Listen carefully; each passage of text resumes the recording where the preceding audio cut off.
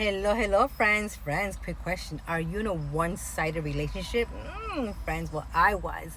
This is part 6 of Let's Talk About It. Yes, friends. You see, friends, I was in a one-sided relationship for over 7 years.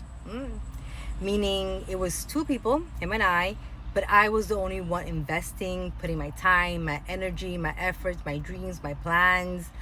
I was the one in La La Land, basically, right? While he was in his own little world, planning maybe how to leave me someday, which was 7 years later, when he was planning this for 5 years. That's exactly his words, friends, not mine. He exactly told me that he wanted to leave me, or 5 years ago. 5 years ago, and we had gotten married 1 year prior. So how do you marry a person 4 years later or 5 years later, knowing that you don't want to be with that person, right?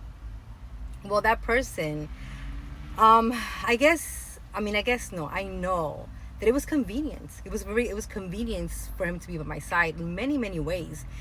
Besides my energy, it was convenience economically. It was convenience. I mean, imagine he had a wife, he had a maid, he had a friend, he had a lover, he had a everything. But at the same time, I had an enemy without me even knowing I had one. At the same time that I was sleeping with the enemy. Friends, why do we do that? Like, why do we stay in these relationships knowing that we're sleeping with the enemy, right?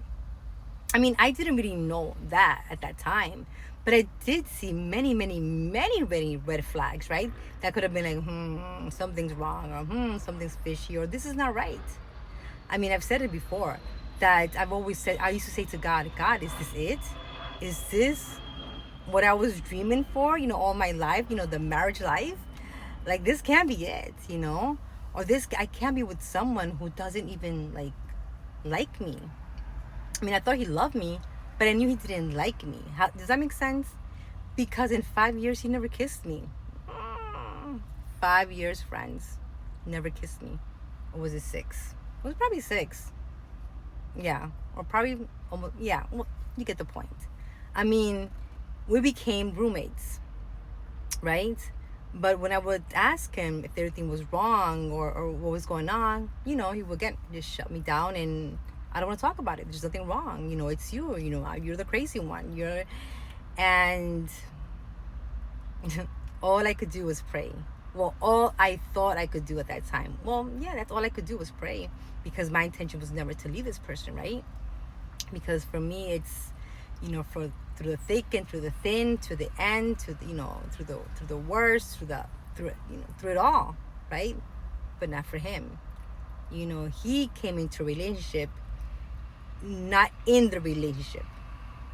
So it was like, well, if things get tough, I'll just dip, which he did eventually, right?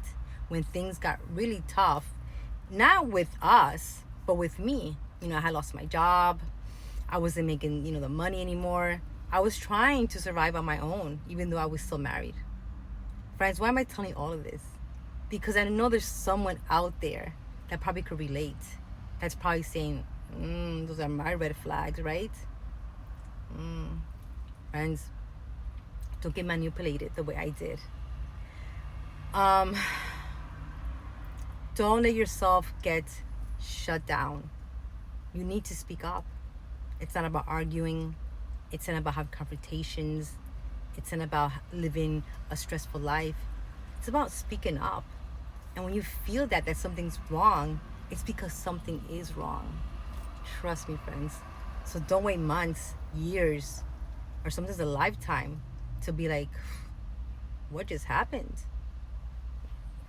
Who was I with? Like what happened to me. So friends, my story turns out good. Maybe it could have not, but it did. Number one, because of my relationship with God. He always had a better plan for me. And he took me out of that horrible situation and placed me into a wonderful situation now. So thank you, Jesus. So friends, look at those red flags and speak up. Friends, till the next time. Shalom, shalom. Bye.